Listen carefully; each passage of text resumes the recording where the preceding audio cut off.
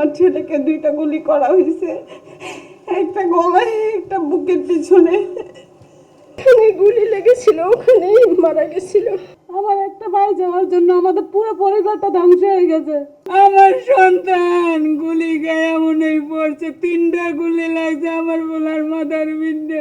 5 তারিখে ও 7টা 36 আমার সাথে 17 সেকেন্ড কথা বলে। ওকে শুধু বলছি সালাম দিয়ে বাবা কোথায়, সন্ধ্যা হয় নাই। ও বলছে আম্মু এয়ারপোর্টের মাথায়, আমি আধা ঘন্টার মধ্যে আসতেছি। 8টা 10 মহিলা মেডিকেল থেকে আমাকে ফোন দেওয়া হয় যে আমার ছেলে ইনজুরি হয়েছে, গলিবিদ্ধ। আমার ছেলেকে 2টা গুলি করা হয়েছে, একটা গলায় একটা বুকের পিছনে। গলার পিছনে বুকের পিছনের গুলিটা কেউ দেখেই নেই। গোসলের সময় আমরা দেখছি যে আমার বুকের পিছনে গুলি রাখছে। ও যেখানে গুলি লেগেছিল ওখানেই মারা গেছিল। তারপর আমরা ওখান থেকে নিয়ে আসি বাসায়। নিয়ে এসে রাত 1টার দিকে ওকে দাফন কাফন করা হয়। আমি আমি বাংলাদেশে আর এমন রাজনীতি চাই না যেটা কোনো মায়ের বুক খালি হবে।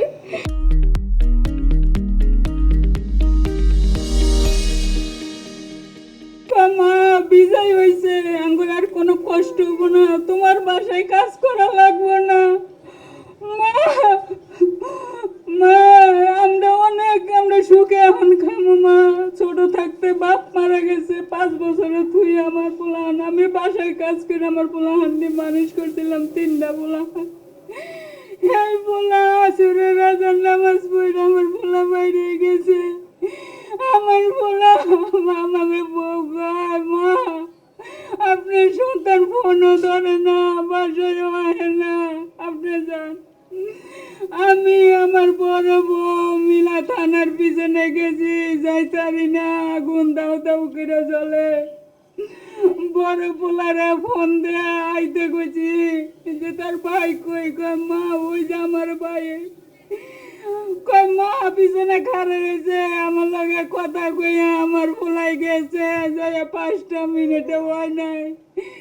আমার সন্তান গুলি গায়ে মনে পড়ছে, 3টা গুলি লাগছে আমার পোলার মাথার বিন্দে।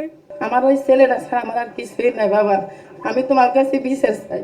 আমার আর কিছুই নেই, ওই ছেলেটাই আমার, ওইটা আমার খাওয়াইতো, ওইটা আমার রাখতো। শুধু একটা গুলি না, আমার ভাইয়ের বুকটা ঝাঁঝরা করে দিচ্ছে গুলিতে গুলিতে, তার দিকে তাকানো যায় না। আমার ভাইয়ের আজকের এই মেয়েটার বয়স 11 বছর, ছেলেটার 20 মাস বয়স। এই ছেলেটা যখন বুঝতে পারবো আমরা কি জবাব দেবো তার কাছে বলেন? আমার একটা ভাই যাওয়ার জন্য আমাদের পুরো পরিবারটা ধ্বংস হয়ে গেছে। এই দায়টা কে নেবে বলেন?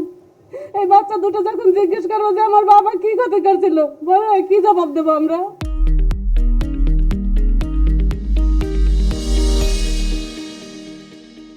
সকলের কাছে আমি এটাই বিচার চাই, আমার মেয়েটা বাসায় কেন নিরাপত্তা ছিল না।